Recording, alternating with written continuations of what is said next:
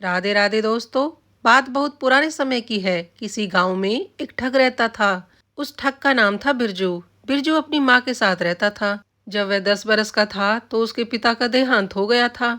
कच्ची उम्र में बाप का साया सर से उठने के बाद बिरजू ना तो ढंग से पढ़ पाया और ना ही उसके पास कोई खेती बाड़ी थी जिससे वो अपना घर का खर्चा चला सके। सो बिरजू ने ठगी का धंधा शुरू कर दिया। अब आसपास के गांव में बिरजू इतना मशहूर हो गया था कि लोग उससे बचकर निकलने लगे। सबको पता चल गया था कि बिरजू एक ठग है और बातों में फंसाकर सबको ठगता है। गांव और आसपास के गांव के लोगों को उसने कई कई बार ठग रखा था। सो अब लोग उससे बचकर निकलने लग गए थे। इस तरह से बिरजू का धंधा अब चौपट सा हो गया था। सो बिरजू ने एक दिन जुगत लगाई कि अब कहीं दूर जाकर ठगी करनी चाहिए। गांव वाले तो अब मेरे झांसे में आते ही नहीं हैं। उसने अपनी माँ से कहा, माँ, अब मैं किसी दूर गांव में जाके ठगी करूँगा। तो माँ ने चिंता करते हुए कहा, अरे बिरजू, छोड़ दे ना बेटा ये धंधा। देख तेरे साथ के जितने भी बच्चे हैं सब पढ़ लिख कर शहर जाकर नौकरी कर रहे हैं और एक तू है कि इस बेईमानी के धंधे में फंस गया है। ना तेरी शादी हुई है, तेरे साथ के सब लड़कों की शादी हो गई है और राम जाने तेरी शादी होगी भी कि नहीं, क्योंकि आसपास के इलाके में तो तेरा नाम हो गया है। सो कौन तुझे अपनी बेटी देगा। बिरजू, अगर मुझे कुछ हो गया तो तुझे खाना कौन बनाकर खिलाएगा। मेरी इच्छा है कि मैं मरने से पहले तेरे हाथ पीले कर जाऊं, पोते का मुख देख जाऊं। अब बिरजू अपनी माँ की बातें सुनकर परेशान हो गया। उसने अम्मा को समझाते हुए कहा, अरे अम्मा, मरे तेरे दुश्मन, पोता क्या, तू परपोते का मुंह देख के मरेगी। सो ऐसी बातें मत करना। और रही बात मेरी शादी की, तो तू देखना, इस बार जब लौटूंगा ना, तेरी बहू साथ में लेके लौटूंगा अम्मा। अपनी माँ को समझाकर बिरजू अपने घर से ठगी के लिए निकल गया। आज उसने कई गांव पीछे छोड़े और घर से बहुत दूर निकल गया। चलते चलते बिरजू किसी गांव के खेतों में जा पहुंचा। वहां पर उसने देखा कि एक बूढ़ा आदमी अपने खेतों में काम करके थक हार कर पेड़ के नीचे लेटा हुआ है। सो वह भी उसके पास जाकर प्रणाम करके उसके पास बैठ गया। बूढ़े ने देखा कि कोई परदेसी मालूम होता है। कौन हो बेटा, कहाँ से आए हो? अब से पहले तो तुम्हें इधर कभी नहीं देखा। तो बिरजू ने कहा, हाँ बाबा, परदेसी हूँ, काम की तलाश में निकला हूँ। और बताइए, आपका सब कैसा चल रहा है? खेतीबाड़ी अच्छे से चल रही है ना? तो बूढ़े ने कहा, हाँ बेटा, बस ईश्वर की कृपा है। वैसे तुम्हारा नाम क्या है? तो बिरजू ने कहा, मेरा नाम है जमाई राजा।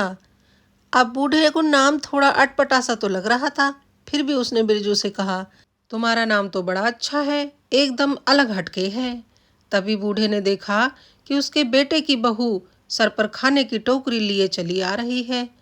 थोड़ी देर बाद बहू उनके पास पहुंची और बोली, बाबूजी, खाना खा लीजिए, माँ ने आज सरसों का साग और मक्की की रोटियां बनाकर दी है, साथ में चने का चोखा भी है।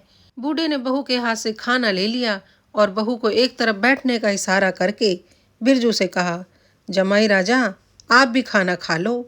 बिरजू भी सुबह से घर से निकला हुआ था और अभी दोपहर हो गई थी। सो उसे भी बहुत तेज भूख लग रही थी। उसने बूढ़े के हाथ से खाना लिया और खाने लगा। खाना खत्म करके दोनों बैठे ही थे कि तभी वहां पर एक डाकिया आ गया और एक चिट्ठी निकालकर बूढ़े को देते हुए कहा, लो बाबा, तुम्हारी चिट्ठी आई है। तो बाबा ने कहा, बेटा पढ़कर भी सुना दो, तुम्हें तो पता है ना कि मैं पढ़ा लिखा नहीं हूँ। डाकिया ने चिट्ठी पढ़कर सुनाई। चिट्ठी बूढ़े के ससुराल से आई थी और उसमें लिखा था कि जिस हाल में बैठे हो उसी हाल में चले आओ, रोटी वहां खाओ तो पानी यहाँ आकर पियो, बहुत जरूरी काम है। बुढ़े बाबा ने जब यह सुना तो सारा काम ऐसे ही छोड़कर अपने ससुराल की तरफ चल दिए। बूढ़े की बहू ने भी खाने की टोकरी उठाई और घर की तरफ चल दी। बिरजू ने थोड़ी देर कुछ सोचा और बूढ़े की बहू के पीछे पीछे चल दिया। बहू जब घर पहुंची तो अपनी सास से कहने लगी, माई, आज तो गजब हो गया। सासू माँ ने पूछा, क्या गजब हो गया बहुरिया? तो बहू बोली, खेत पर बाबूजी के पास जमाई राजा आए हैं और बाबूजी ने जमाई राजा को कच्चा खाना ही खिला दिया, सरसों का साग, मक्की की रोटी, चने का चोखा और छाछ। बताओ, जमाई राजा को कोई ऐसा कच्चा खाना खिलाता है क्या? वो भी जब जब वो 12 बरस बाद आए हों। असल में बात यह थी कि बूढ़े की बेटी का ब्याह 12 साल पहले हुआ था। ब्याह के बाद उसके जमाई ने आकर उसकी बेटी की सुध भी ना ली थी। इधर बहू ने खेत पर बाबूजी को उस अजनबी को जमाई राजा कहते हुए देखा तो उसे लगा कि शायद नंदोई जी आए हैं 12 बरस बाद और बाबूजी ने उन्हें ऐसा ही कच्चा खाना खिला दिया। सो अपनी सास से शिकायत कर रही थी। अब सास ने जब यह बात सुनी कि जमाई राजा आए हुए हैं, क्या सच में मेरी बेटी को लिवाने आए हैं, तो बहू ने कहा, हाँ माई, मुझे तो ऐसे ही लग रहा है, पर तुम लोग ना पहले भी ऐसी ही गलती करते रहे होगे, तभी तो नंदोई जी ननंद को लिवाने नहीं आते हैं। अब देखो 12 बरस बाद आए हैं, तब भी बाबूजी ने उनको ऐसा ही खाना खिला दिया। सास बोली, बहू, जो हुआ सो हुआ, अनजाने में गलती से खिला दिया होगा। अब एक काम कर, अब तू चूल्हा जला और बढ़िया बढ़िया पकवान बना दे मेरे दामाद के लिए। देख 12 बरस बाद आए हैं और मैं तो चाहती हूँ इस बार मेरी बेटी को विदा करा कर ले जाएं। सारे गिले शिकवे भुलाकर दोनों अपनी घर गृहस्थी संभालें। अब बिरजू यह सब खड़ा चुपचाप सुन रहा था। उसने सोचा, अच्छा मौका है। वह घर में प्रवेश करते ही गुस्से में तन तना कर बोला, देखो जी देखो, कैसी ससुराल है हमारी। 12 साल बाद दामाद घर में आया है और चने के चोखे से खाना खिला दिया। अब सास तो थर थर कांपने लगी, हाथ जोड़कर बोली, जमाई राजा, माफ कर दीजिए, जो हुआ सो गलती से हुआ। अब की बार ना खिलाएंगे। देखो तुम्हारे लिए 7 पकवान बन रहे हैं। उनका दामाद 12 बरस से नहीं आया था, सो बिरजू को किसी ने पहचाना भी नहीं। सब उसे अपना दामाद ही समझ रहे थे। बहू ने अच्छे अच्छे पकवान बनाए और उसकी सास ने पंखा झलते हुए बिरजू को अपने हाथों से खाना खिलाया। जब खाना पीना हो गया तो बिरजू ने कहा, अम्मा, हम सुबह जल्दी ही निकलेंगे, सो अंधेरे अंधेरे में ही अपनी बेटी को विदा कर देना। जो देना है वो रात को ही बांध के रख दो। सास ने जब यह सुना तो आश्चर्य से भरकर बोली, अरे दामाद जी, इतनी भी क्या जल्दी है? अभी तो तुम्हारे साले ससुर भी घर पर नहीं है। आराम से दिन में खाना वाना खाकर जाना, जब तुम्हारे साले और ससुर आ जाएंगे। वो पास के गांव में ही किसी काम से गए हैं, कल वापिस आ जाएंगे। बिरजू ने जब यह सुना तो उसे तो अपनी तरकीब फेल होते दिखी। उसने गुस्से में भरते हुए कहा, देखो माँ जी, मैं इतने सालों बाद आया हूँ, अगर अपनी बेटी को विदा करना है तो अंधेरे अंधेरे में ही कर देना, नहीं तो फिर बिठा कर रखो अपनी बेटी को फिर से। अब सास तो डर गई, बोली, ठीक है जमाई राजा, जैसे आप कहो। अब बुढ़िया की बहू ने उसको समझाते हुए कहा, माँ जी, देख लो, ननदोई जी 12 बरस बाद तो आए हैं, अभी भी तुम ऐसे नखरे कर रही हो ननद जी को विदा करने में। जरा सोचो, 12 साल तो अब बीत गए हैं। अगर यह गुस्सा होकर चले गए और फिर 12 बरस ना आए तो क्या सारी जिंदगी ननद जी को घर में बिठा कर ही रखोगी? मैं तो कहती हूँ, जैसे नंदोई जी कह रहे हैं वैसे ही करो। क्या जाता है, अंधेरे अंधेरे में विदा कर दो। सास ने बहू की बात सुनी तो उसे भी जच गई बात। बोली, हाँ बहू, तू सही कह रही है, चल जल्दी से जो बेटी को देना है वो दे देते हैं। वैसे भी हमारे कोई कमी नहीं है। दोनों सास बहू लग गई सामान बांधने में। कपड़े लत्ते, जेवर, खाने पीने का सामान बांधकर पोटलियों में रख दिया। इधर बुढ़िया की बेटी पुष्पा भी बड़ी खुश हो रही थी। 12 साल बाद उसका पति उसे लिवाने आया है, सो अब मैं किसी की ना सुनूंगी, अपने पति के साथ अपने घर जाऊंगी। और वह बेचैन होने लगी बिरजू की एक झलक देखने के लिए। 12 बरस से देखा जो नहीं था, अब उसने बिरजू को जैसे ही देखा उसका दिल जोर जोर से धड़कने लगा। हाय, मेरा पति कितना सुंदर है। पुष्पा की तो जैसे खुशी का ठिकाना ना रहा। पुष्पा भी अपने ससुराल जाने की तैयारी करने लगी। इधर सास बहू ने सारा सामान रात रात में बांध कर रख दिया। अगले दिन सुबह अंधेरे से में ही बिरजू उठकर बैठ गया और अपनी सास से बोला, माई, अब हम चल रहे हैं, हमें विदा कर दो। पुष्पा को खूब दुल्हन की तरह उसकी भाभी ने सजाया और दोनों को अंधेरे अंधेरे में खूब दान देकर विदा कर दिया। जाते हुए बिरजू ने कहा, माई, दान तो तुमने खूब दे दिया अपनी बेटी को, पर ये बताओ लेकर कैसे जाऊंगा? मेरे पास तो कोई सवारी ही नहीं है। तुम्हारे घर में तो किसी चीज की कमी नहीं है, जब इतना दिया है तो एक घोड़ी भी दे दो। घर पहुंचकर नौकर के हाथ भिजवा दूंगा तुम्हारी घोड़ी। मैं भी बड़ा खुददार आदमी हूँ, रख कर नहीं बैठूंगा। अब सासू माँ क्या करे, घोड़ी भी दे दी। घोड़ी, पुष्पा और सारा सामान लेकर बिरजू रात के अंधेरे में ही घर से निकल गया। इधर जब बूढ़ा घर पहुंचा तो उसने अपनी घोड़ी को वहां बंधा ना देखा। सो बुढ़ी से पूछा, आज मेरी घोड़ी कहाँ चली गई? सो बूढ़ी ने गुस्सा होते हुए कहा, अरे घोड़ी की याद आ रही है तुमको? अपनी करनी का पछतावा नहीं हो रहा है? तो बूढ़े ने कहा, ऐसा मैंने क्या कर दिया भाई जिसके लिए मुझे पछतावा हो? तो बूढ़ी बोली, कल जमाई राजा खेत पर आए तो तुमने उनको रूखा सूखा ही खाना खिला दिया, घर लाकर पकवान खिलाना चाहिए था ना। तो बूढ़े ने कहा, किसने कहा जमाई राजा खेत पर आए थे? बुढ़िया ने चहकते हुए कहा, कल आए तो थे, बहुरिया ने बताया था। नहीं तो मुझे तो पता ही नहीं चलता अगर बहुरिया उन्हें घर लिवा कर ना लाती। एक तो 12 साल बाद तो वो आए और फिर भी तुमने रूखा सूखा खिला दिया। देखो मैंने बात को कैसे कैसे संभाला। मैंने उनसे माफी मांगी और शाम को पकवान बनाकर उनको खिलाया और बेटी को विदा भी कर दिया है। अब जाने का कोई साधन उनके पास नहीं था, सो मैंने उनको घोड़ी भी दे दी है। कल को ही लौटा देंगे नौकर के हाथ, कह रहे थे। अब बूढ़े ने जब यह सुना तो अपना माथा पीट लिया। बोले, अरे बेवकूफ़ औरत, वो कोई जमाई राजा नहीं था, उसका नाम जमाई राजा था।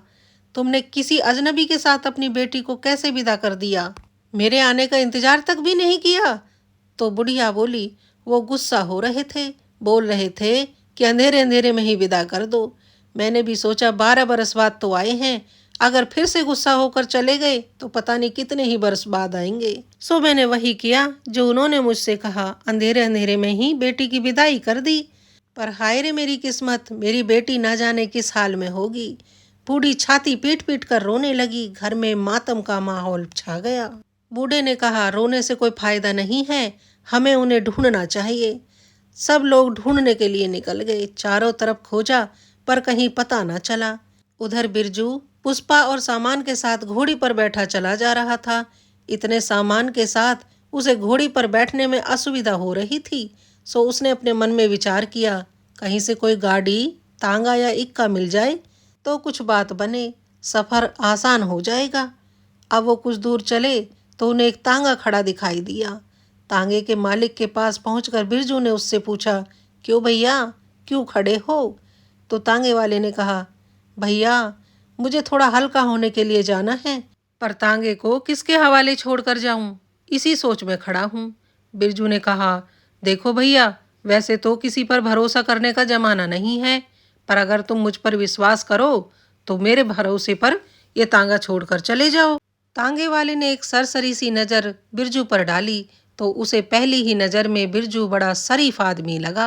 वैसे भी बिरजू शकल से बड़ा भोला भाला ही लगता था और कद काठी देखने में भी बड़ा गबरू जवान था। सो तांगे वाले ने उस पर विश्वास कर लिया। तांगे वाले ने बिरजू से पूछा, भाई तुम्हारा नाम क्या है? तो बिरजू ने कहा, भाई मेरा नाम तो गाड़ीवान है। गाड़ीवान, ये कैसा अजीब सा नाम है? तांगे वाले के मुंह से अचानक ही निकल गया।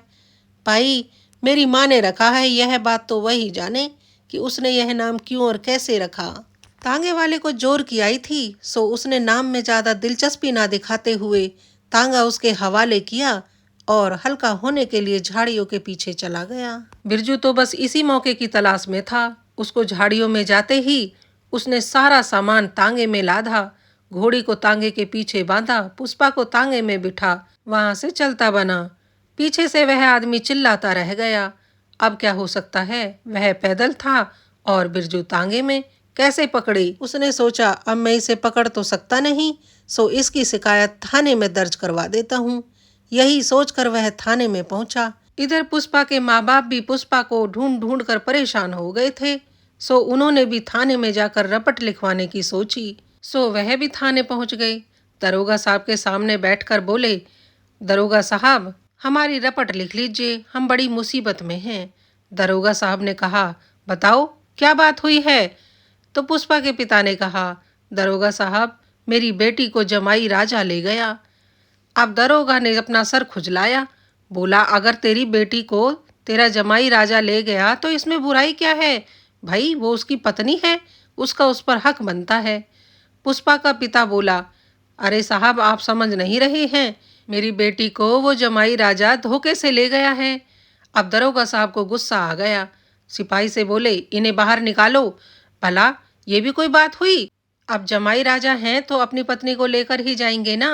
बेटी मईके में अच्छी है ससुराल में। लगता है तुम दोनों बूढ़ा बूढ़ी का दिमाग खराब हो गया है।